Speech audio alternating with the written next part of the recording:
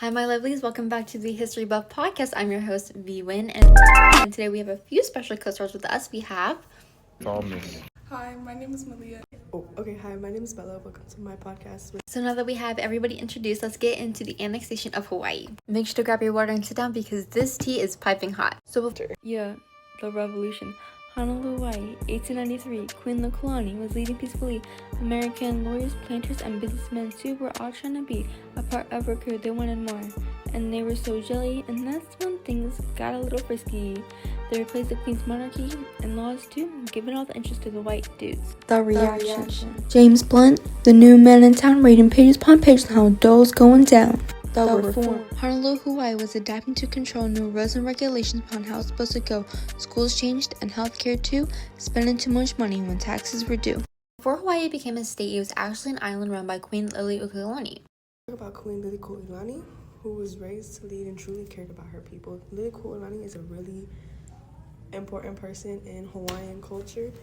However, American businessmen did not like her, and so they staged a coup against her, running a club called Committee of Safety. This group consisted of lawyers, businessmen, and American plantation owners. However, all of this was ordered and organized by Stanford B. Dole. Make sure to remember him because he's very important. So Dole was actually the man who organized and did everything in his power to overthrow Queen Liliuokalani. This occurred on January 17th, 1893 in Honolulu, Hawaii. Dole's tactic was also supported by the U.S. Then on February 1st, Dole submitted a report for the annexation of Hawaii. This was brought to the U.S. Senate, but most Democrats opposed it because it was revealed that Hawaiians did not want the annexation. A new man is coming in, and his name is James Blunt.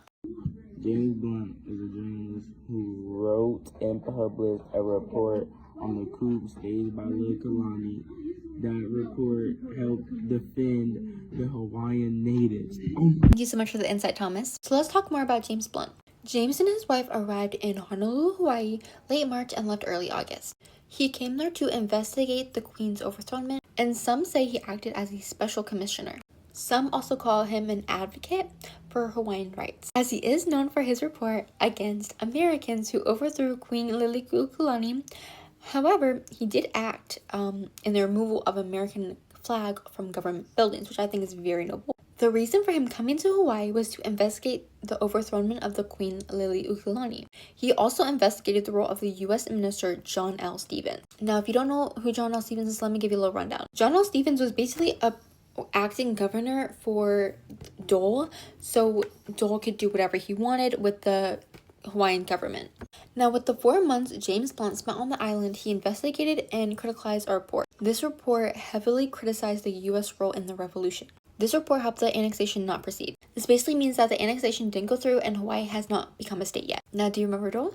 Well, he still refused to step down, but he proclaimed the Independent Republic of Hawaii. This is then when President McKinley, the governor of Cleveland, came over and he negotiated a treaty with the Republic of Hawaii in 1897. And a year later, in 1898, the Spanish-American War broke out. This is when Native Hawaiians and Americans had to use the Pearl Harbor Naval Base to defend the Honolulu, Hawaii. This war also convinced Congress to approve the formal annexation. 2 years later, in 1959, Hawaii was entered as a U.S. state, the 50th state. However, the Native Hawaiians did become a part of the U.S. with a cost. School systems, taxing, government funding, it was all changed when Hawaii became a state. So, after the overthrow, the new government had changed both schools and healthcare in Hawaii. Schools became more Americanized, English replaced the Hawaiian language, and Native Hawaiian culture was pushed out. And this caused a loss of identity for many students. Hawaiians were not allowed to speak in their native tongues as well at school. If they were seen talking in these tongues at school, they were severely punished. Schools' academics were also changed. The history was changed to the U.S. history instead of the Native Hawaiian history. So adding on to what Malia said, the healthcare system has changed as well. And the Hawaiians got denied healthcare when Hawaii became a state. The hospital that was impacted the most was the Queen's Medical Center. Well, that's my life. Thank you so much for spending time with me. I hope you enjoyed it, because I know I did.